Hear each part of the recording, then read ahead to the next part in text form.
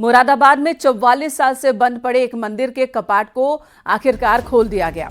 जानकारी के मुताबिक गौरी शंकर मंदिर मुस्लिम समुदाय के इलाके में था। कपाट बंद थे, जिसे एसडीएम सदर राम मोहन मीणा ने खुलवाए। जब सालों बाद मंदिर का ताला खोला गया तो अंदर का नजारा देख ऑफिसर्स भी दंग रह गए।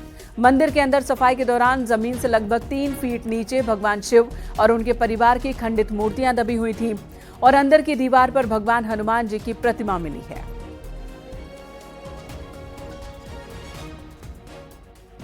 मुरादाबाद के नागपनी इलाके का यही वो गौरी शंकर मंदिर है जिसके बारे में कहा जा रहा था कि 1980 में हुए सांप्रदायिक दंगे में यहाँ पर जो मंदिर के पुजारी थे भीम सैनी, उनकी हत्या कर दी गई थी। अब इस मंदिर को जिलाधिकारी से जो यहाँ के पुजारी हैं वो मिले थे। उसके बाद न्यूज़ 18 ने ये समाचार प्रमुखता से दिखाया था, जिसके बाद पुलिस प्रशासन के अधिकारी यहाँ पहुंचे हैं और अब मंदिर की साफ सफाई कराई जा रही है। आप देख सकते हैं कि मंदिर में जो गर्भगृह है वो पूरा दबा हुआ था और अब आप देखेंगे ये सारा मलबा, इतना मैं आपको दिखाऊंगा कि ये मलबा निकाला गया है, जिसके बाद अब वो वहाँ पर गर्भगृह नजर आ रहा है। पुलिस के आप देखेंगे यहाँ पे व्यवस्था लगाई गई है। एसडीएम सदर खुद मौके पे हैं, क्षेत्राधिकारी खुद मौके पर हैं। पूरी तरह से बंद पड़ा था, अब इस मंदिर को खोला गया है और ये मंदिर का गर्भगृह है। आप देखेंगे यहाँ पर ये हनुमान जी की पुरानी एक प्रतिमा है, दीवार में काफी पुरानी है। पूरा मंदिर बहुत पुराना साफ नजर आ रहा है। ये यहाँ पर कभी चिराग जलते होंगे और ये मंदिर का गर्भगृह है। यहाँ पर ये मलबे में आप देख सकते हैं इतना दबा हुआ था। हत्या कर दी गई थी। उनके पोते सेवाराम के आरोपों की जिलाधिकारी ने जांच करवाई तो उन्होंने पाया कि आरोप सही हैं, जिसके बाद एसडीएम ने पुलिस टीम के साथ पहुंचकर मंदिर का ताला खुलवाया। मुरादाबाद के जिलाधिकारी कार्यालय पर सेवाराम जी आए हैं अपने साथ के लोगों के साथ। इनका कहना है कि वो मुरादाबाद के नागपनी इलाके में रहते थे, वहां पर उनके मंदिर था और 1980 में जब सांप्रदायिक दंगा हुआ तो उसमें उनके दादा की हत्या कर दी गई थी और वो ये इलाका छोड़कर दूसरे इलाके में चले गए थे। और अब जो वहाँ मंदिर है ये वहाँ पूजा करने जाते हैं तो इनका आरोप है कि मुस्लिम समुदाय के लोग पूजा नहीं करने देते हैं। बात करूंगा, जो मूर्तियाँ थी वो सारी गायब हो चुकी हैं। जो वैसी मूर्तियाँ रखी हुई थी, जो दीवारों पर मूर्तियाँ थी वो टूटी हुई हैं, मतलब तोड़ के गायब कर दी हैं आधे से ज़्यादा। और जो शिवालय हमारे यहाँ शिवलिंग वगैरह था वो आधे से ज़्यादा जमीन में धंस गया है और उसके और पास सब बंसा कर रखा है। मंदिर यहाँ पे नजर आ रहा है, साफ बना हुआ गुम्बद है और ये काफी पुराना नक्शा है, 1954 का है। मैं दिखाऊंगा यहाँ पर 5 अप्रैल 1954। तो अभी आप क्या मांगे आपकी? यही मांगे कि वहाँ पर सरकार की तरफ से कोई कार्रवाई हो, जो वहाँ पर मंदिर की सेवा दोबारा से चालू की जाए। तो मुरादाबाद में 1980 में सांप्रदायिक दंगा हुआ था, जिसके बाद से ही गौरी शंकर मंदिर बंद पड़ा था, जिसे एसडीएम ने न सिर्फ खुलवाया बल्कि मंदिर का गर्भगृह भी साफ करवाया। साथ ही उन्होंने जानकारी दी कि पूजा के लिए सभी पक्षों से बातचीत की गई है और किसी भी पक्ष को कोई ऐतराज नहीं है। क्या आदेश मिले हैं और अब क्या हो रहा है? जैसा आप लोग देख रहे हैं कि ये जब्बू का नाला में स्थित गौरी शंकर मंदिर है। ये काफ़ी समय से बंद था, 1980 के बाद से बंद था। यहाँ पे पूजा नहीं हो रही थी और मंदिर बहुत ही बुरी कंडीशन में था और आप इसमें लोगों ने मलबा डाल करके धीरे धीरे इसको दबा दिया था, तो सारी मूर्तियाँ अंदर खंडित होने के बाद दब गई थी। तो जिलाधिकारी महोदय के निर्देश में हमने शनिवार को यहाँ पे एक विजिट किया था और देखा था कि मंदिर की वास्तुस्थिति कैसी है। उसके बाद में आज नगर निगम की टीम और पुलिस बल के साथ में हम लोग आए हैं और मंदिर का जो गर्भगृह है उसको खाली करवाया पूरा खुदवा करके, और उसमें से पुरानी मूर्तियां खंडित वो भी निकली हैं, शिवलिंग निकले हैं, वो पूरे अपने सही स्वरूप में हैं। इधर बिजनौर पुलिस का पशु चोरी करने वाले गैंग से एनकाउंटर हुआ। गोली लगने से 3 आरोपी घायल हुए। गुलफाम, अनवर और नासिर, तीनों आरोपियों के पैर में गोली लगी है। आरोपियों के कब्जे से चोरी के 12 पशु, 3 तमंचे और कारतूस बरामद किए गए। हल्दौर थाना इलाके में ये एनकाउंटर हुआ। थाना कोतवाली शहर और थाना हल्दौर पर पशु चोरी से संबंधित अभियोग पंजीकृत किए गए थे। इस संबंध में थाना कोतवाली पुलिस द्वारा एक अभियुक्त को गिरफ्तार किया गया। उसकी निशानदेही पर 12 पशु जो चोरी किए थे इन लोगों ने वो बरामद किए गए। अभियुक्त ने पूछताछ में बताया कि उसका 6 अभियुक्तों का गैंग है और ये पशु चोरी की घटना कारित करते हैं। इसी संबंध में आज थाना हल्दौर पुलिस को सुबह सूचना प्राप्त हुई कि पिकअप गाड़ी में 3 पशु चोर आ रहे हैं। इस सूचना पर पुलिस ने घेराबंदी की तो अभियुक्तगणों ने पुलिस पर जान से मारने की नीयत से फायर किया। पुलिस पार्टी ने आत्मरक्षार्थ फायरिंग की, इसमें 3 अभियुक्त घायल हुए हैं। इनको उपचारित जिला अस्पताल भर्ती कराया गया है। इनसे पूछताछ की जा रही है और अग्रिम वैधानिक कार्रवाई कराई जाए। इधर राजस्थान के माउंट आबू में तेज रफ्तार कार का एक दिल दहला देने वाला वीडियो सामने आया, जिसमें सड़क किनारे खड़े एक शख्स को तेज रफ्तार कार सवारों ने जोरदार टक्कर मारी। वीडियो में टक्कर के बाद आदमी कई फीट तक उछलता दिख रहा है और काफी दूर जाकर गिरा। टक्कर के बाद कार भी एक जगह किसी चीज से टकराई। हादसे के बाद मौके पर लोगों की भीड़ इकट्ठा हो गई। गंभीर रूप से घायल उस शख्स को अस्पताल ले जाया गया।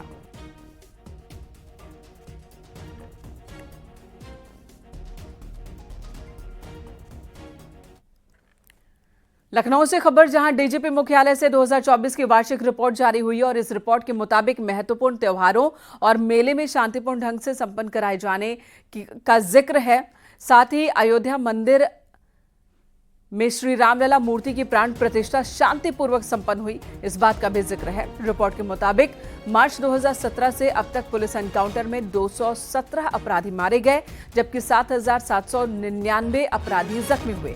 हालांकि 17 पुलिसकर्मी एनकाउंटर में शहीद हुए हैं और 1,644 जख्मी। मौजूदा साल में यूपी एटीएस ने 124 आरोपियों को गिरफ्तार किया।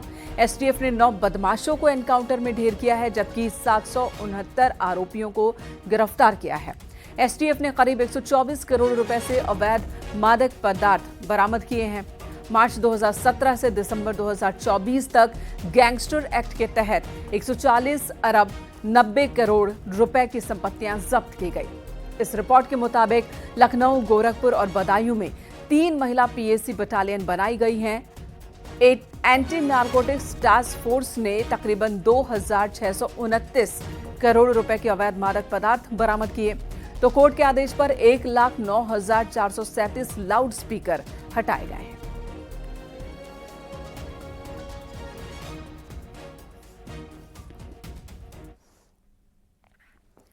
मुख्यमंत्री योगी आदित्यनाथ आज एक बार फिर महाकुंभ की तैयारियों की समीक्षा के लिए प्रयागराज आ रहे हैं। ये इस महीने सीएम योगी का 5वां दौरा होगा प्रयागराज का। प्रस्तावित कार्यक्रम के मुताबिक सीएम योगी दोपहर 12 बजे प्रयागराज पहुंचेंगे। अरैल में नगर निगम के बायो सीएनजी प्लांट का निरीक्षण करेंगे और इसके बाद सीएम योगी अरैल में बनाए गए एरावत घाट और संगम नोस पर बनाए गए स्नान घाट का निरीक्षण करेंगे। सीएम योगी सेक्टर 13-14 में महाकुंभ की तैयारी का जायजा लेंगे। प्रयागराज मेला प्राधिकरण के ICCC सभागार में महाकुंभ तैयारियों की समीक्षा करेंगे। सीएम योगी ने अधिकारियों को महाकुंभ के स्थायी और अस्थायी निर्माण कार्यों को पूरा करने के लिए 30 दिसंबर की डेडलाइन दी थी। सीएम योगी फाफामऊ 6 लेन पुल पर बनाए गए स्टील ब्रिज का भी निरीक्षण करेंगे। 3:45 पर मुख्यमंत्री पुलिस लाइन हेलीपैड से लखनऊ के लिए रवाना हो जाएंगे।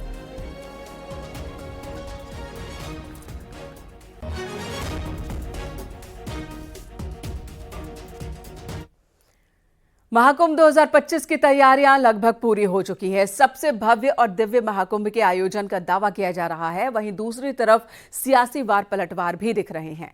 समाजवादी पार्टी और अखिलेश यादव लगातार व्यवस्था पर सवाल खड़े कर रहे हैं, तो वहीं बीजेपी ने भी करारा जवाब दिया है।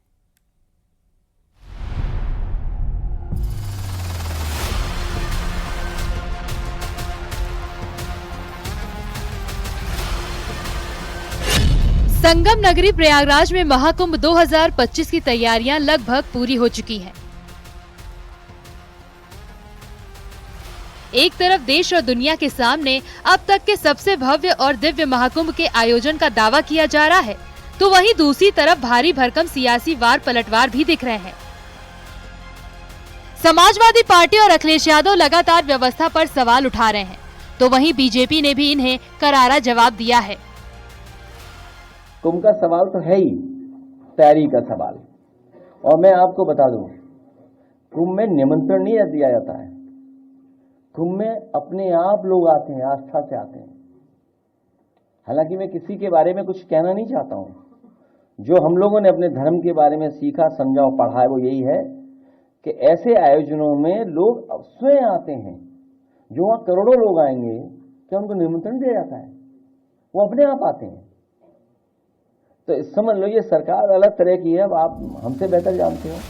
वहीं एसपी विधायक तेज प्रताप यादव ने भी कुंभ को लेकर तीखा बयान दिया है। पार्टी ने बहुत बड़ा कुंभ का आयोजन किया 2012-13 में। पूरे देश और दुनिया ने उस आयोजन को देखा और भाजपा के लोग लगे हुए हैं किसी तरीके से उसके थोड़े बहुत भी नजदीक पहुंचाएं, लेकिन कहीं कोई व्यवस्था कुंभ में अभी तक नहीं हुई। लगातार फोटो वीडियोज वहाँ से आ रहे हैं। पूरा हाल सरकार का है, कोई व्यवस्था वहाँ कर नहीं पा रहा और अपनी जो है खींच मिटाने के लिए इस तरह का नजर बयान लगातार भाजपा देती रही और आगे भी। एक तरफ अखिलेश यादव ने कुंभ को लेकर वार किया है तो बीजेपी की तरफ से तीखा पलटवार आया है। बीजेपी प्रदेश अध्यक्ष भूपेंद्र चौधरी ने न सिर्फ एसपी को उनके शासनकाल में कुंभ में हुई भगदड़ याद दिलाई, बल्कि सुब्रत पाठक ने आजम खान का जिक्र करते हुए अखिलेश यादव पर निशाना साधा। वहाँ लोग कुंभ में स्नान करने आएंगे तो उनकी व्यवस्था सरकार ने बहुत अच्छी व्यवस्था की है। जहां तक समाजवादी पार्टी अखिलेश यादव जी का, उनके समय जो कुंभ हुए हैं 2013 में कुंभ उनकी सरकार के समय हुआ, जिस प्रकार से गंदगी, कुप्रबंधन, अव्यवस्थाएं कुंभ में रहीं और बड़ी संख्या में भगदड़ मची, लोगों ट्रेन प्लेटफार्म पर एक हादसा हुआ, लोगों बड़ी संख्या में जान माल की हानि हुई। ये सारे विषय हैं, लेकिन हमारी सरकार ने एक बेहतर प्रबंधन की, दिव्य भव्य कुंभ की जो व्यवस्था की है। और जिस प्रकार के आयोजन चूंकि उनके साथ में ये आयोजन उनकी विरासत के कारण से उनके दिल से जुड़ा हुआ है। अखिलेश जी के साथ दिल से नहीं जुड़ा हुआ था। उनके लिए तो ये एक परंपरा मात्र थी और यही कारण है कि उनको करना ही है। तभी एक विधर्मी को सौंप दिया आजम खान को, फिर क्या हुआ परिणाम उसका। 13 जनवरी से कुंभ का शुभारंभ होने जा रहा है और दूसरी तरफ सियासी वार पलटवार के दौर तीखे होते जा रहे हैं। अखिलेश यादव पर ओपी राजभर और संजय निषाद ने भी तीखे वार किए। जनता सत्ता पक्ष के प्रत्याशी को वोट देती है, इस नाते देती है कि विपक्ष अगर जीतेगा तो वो 2 साल रोना रोएगा कि हमारी सरकार नहीं है तो हम क्या करें।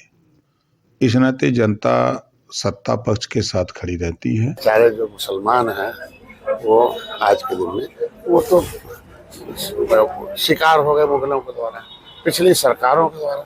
सच्चर कमेटी की रिपोर्ट कहती है कि मुसलमानों की दशा SC/ST से खराब है।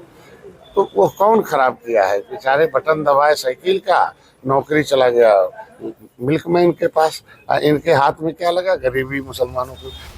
कुंभ पर सियासी वार पलटवार के दौर के बीच तेजी से तैयारियां पूरी की जा रही हैं। अब विपक्ष के आरोपों में दम है या सरकार के दावे पुख्ता है, इसका फैसला संतों, श्रद्धालुओं और प्रयागराज के लोगों को करना है। लेकिन कुंभ पर योगी सरकार की कोशिशें साफ दिखती हैं कि इस बार कुंभ कुछ खास है। Bureau report, news 18। आगरा में लूट की कोशिश करने वाले 3 बदमाशों को पुलिस ने गिरफ्तार किया, जबकि मौके से एक बदमाश के फरार होने की खबर है। आपको बता दें, खेरागढ़ में एक मकान में चोर नकाबपोश होकर घुसे थे, वारदात को अंजाम देने के लिए पहुंचे थे और इसी बीच एक महिला ने शोर मचाना शुरू कर दिया, जिसके बाद उन्हें भागना पड़ा। तो बदमाश लूटे हुए सामान को मौके पर ही छोड़कर भाग गए, यानी कि उन्होंने कोई सामान लूटा ही नहीं। अब इस मामले में पुलिस ने मुस्तैदी दिखाई और 3 बदमाशों को गिरफ्तार कर लिया है।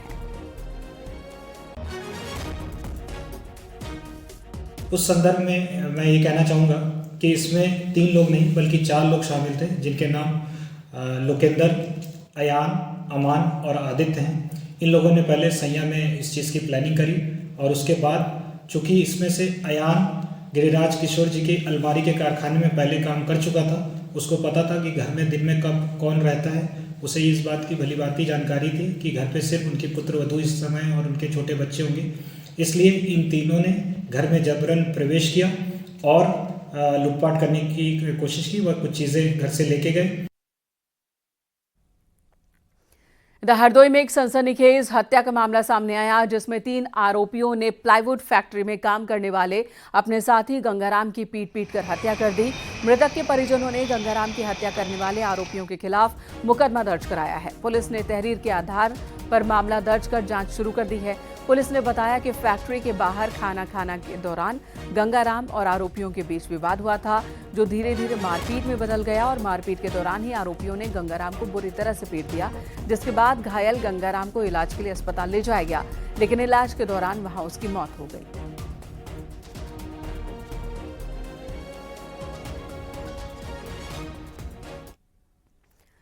सुल्तानपुर में एक दुकानदार पर कुछ हमलावरों ने जानलेवा हमला किया। बोलेरो सवार हमलावरों ने हॉकी और धारदार हथियार से दुकानदार पर हमला किया, जिसके बाद गंभीर स्थिति में दुकानदार को लखनऊ ट्रॉमा सेंटर में भर्ती कराया गया।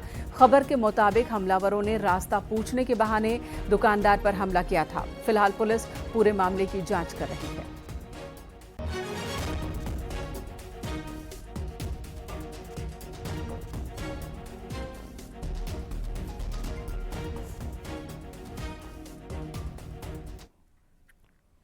नए साल के स्वागत के लिए कड़ाके की सर्दी तैयार है। जी हां, आपकी तैयारी, प्रशासन की तैयारी अपनी जगह है, लेकिन सर्दी भी पूरी तरह से तैयार है। उत्तराखंड, जम्मू कश्मीर और हिमाचल में बर्फबारी से कई जगहों पर माइनस में तापमान है। हालांकि नए साल के जश्न में शरीक होने वाले लोगों का जो उत्साह है वो कहीं कम नहीं हो रहा है। बर्फबारी का लुत्फ उठाने के लिए नए साल के मौके पर बड़ी संख्या में सैलानी पहुंच रहे हैं, पहाड़ों का रुख कर रहे हैं। मैदानी इलाकों की बात की जाए तो मौसम विभाग ने कोहरे और शीतलहर का अलर्ट जारी किया है, यानी उत्तर भारत में भीषण शीतलहर और कड़ाके की सर्दी के साथ साल 2024 का आखिरी दिन विदाई लेगा और न्यू ईयर इसी के साथ ही दस्तक देगा। दिल्ली, एनसीआर, यूपी, बिहार, हरियाणा, पंजाब और राजस्थान समेत कई राज्यों में तेज हवाओं के झोंके महसूस किए जा रहे हैं। शीतलहर की एंट्री हो चुकी है। सर्दी के सितम के बीच ही नए साल का जश्न मनाया जाए।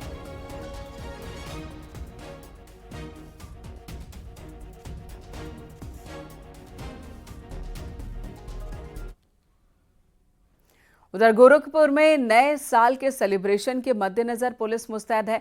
इसी क्रम में एसएसपी ने एसपी सिटी और एसपी ट्रैफिक के साथ सुरक्षा और बेहतर यातायात व्यवस्था का जायजा लिया। पुलिस के आला अधिकारियों ने गोरखनाथ मंदिर और उसके आसपास के इलाके का पैदल भ्रमण कर इंतजामों को परखा। नए साल पर कई इलाकों में रूट डायवर्ट किया जाएगा और ड्रोन कैमरे से भी निगरानी की जाएगी। साथ ही हुड़दंग मचाए जाने वालों से सख्ती से निपटा जाएगा।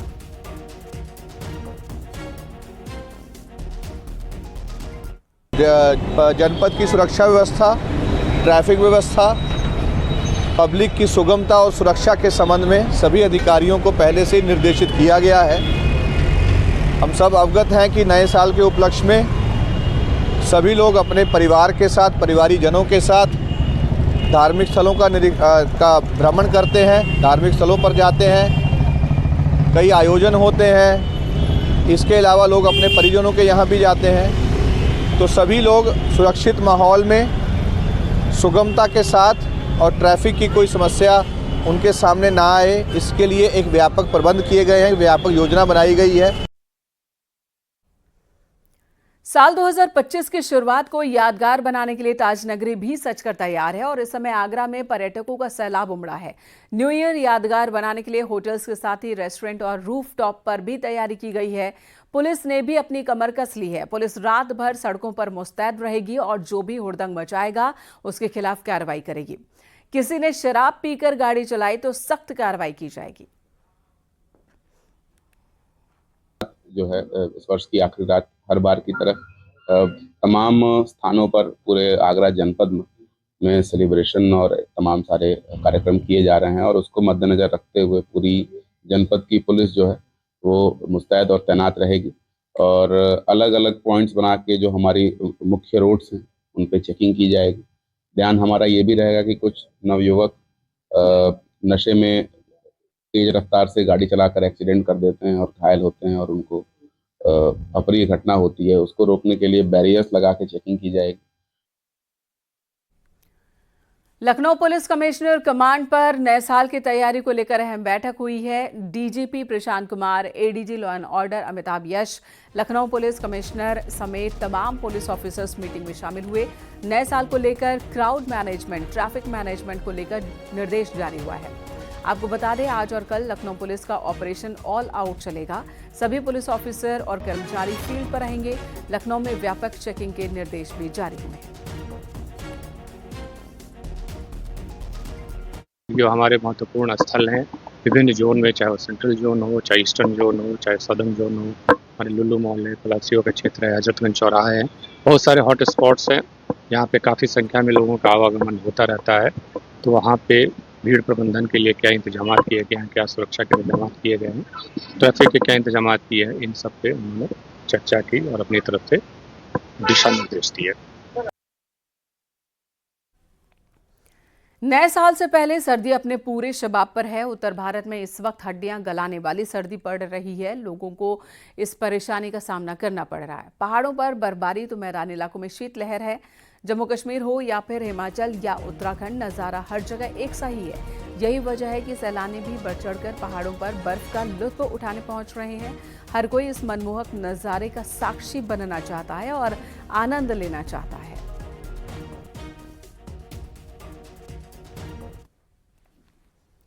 अब आपको जम्मू कश्मीर के अनंतनाग की तस्वीर दिखाते हैं, जहां पर भारी स्नोफॉल हुआ और लगातार अब भी बर्फबारी जारी है। पहाड़ों पर इस वक्त बर्फ की सफेद चादर हर तरफ नजर आ रही है। जहां एक तरफ आप देखेंगे, देखिए जहां तक आपकी नजर जाएगी घाटी में बर्फ ही बर्फ है और इसके बीच सैलानी खेल रहे हैं। स्थानीय लोग भी मस्ती करते नजर आ रहे हैं। जम्मू कश्मीर में बर्फबारी से सैलानियों के चेहरे खिल उठे हैं। बाकी जिलों का हाल भी कुछ अलग नहीं है। भारी बर्फबारी होने की वजह से बड़ी संख्या में सैलानी पहाड़ों का रुख कर रहे हैं और जम्मू कश्मीर के डोडा की ये तस्वीर अब हम आपको दिखा रहे हैं, जहां बर्फबारी देखकर सैलानी झूम उठे। तो बच्चों ने स्नोमैन बनाया है। परिवार के साथ जो लोग पहुंचे हैं इस वक्त वो स्नोफॉल का खूब आनंद उठा रहे हैं। जम्मू कश्मीर का गुलमर्ग की भी तस्वीरें आपको दिखाते हैं। बर्फबारी के बाद किस तरह से गुलजार है देखिए जरा। बड़ी तादाद में सैलानी यहाँ भी पहुंचे हैं, बर्फबारी का आनंद उठा रहे हैं और भारी बर्फबारी की वजह से पहाड़ियाँ इस वक्त चांदी सी चमक रही हैं। पहाड़ों के अलावा पेड़, मकान सब बर्फ से ढके हुए हैं। सड़कों पर कई फीट तक बर्फ की मोटी परत जम गई है। कई रास्ते बंद हो चुके हैं। हालांकि प्रशासन लगातार रास्तों से बर्फ हटाने के काम में भी जुटा है। लोगों को थोड़ी दिक्कत का सामना भी करना पड़ रहा है। जगह जगह जाम की वजह से उन्हें परेशान होना पड़ रहा है, लेकिन सैलानियों का कहना है कि स्नोफॉल और इस खूबसूरत नज़ारे को देखने के बाद उनकी सभी परेशानियां खत्म हो गई। हिमाचल प्रदेश अब आपको लिए चलते हैं। हिमाचल प्रदेश के चंबा की एक तस्वीर दिखाते हैं। बहुत ही मनमोहक और हैरान कर देने वाली तस्वीर। वहां नाला जम चुका है। जी हां, नालियों का जो पानी है वो भी जम चुका है। बर्फ झरने की तरह गिरती दिखाई दे रही है और एक बार के लिए आपको ऐसा लगेगा जैसे झरने से कांच गिर रहा हो या एवलॉन्च हो रहा हो। जानकारी के मुताबिक कई घंटों तक इस बर्फीले नाले से इसी तरह से बर्फ गिरती रही। ये जो आप देख रहे हैं झरना, जहां से पानी गिरा करता था, लेकिन अभी देखिए वो पानी भी जमा हुआ है, बर्फ की शक्ल में गिर रहा है।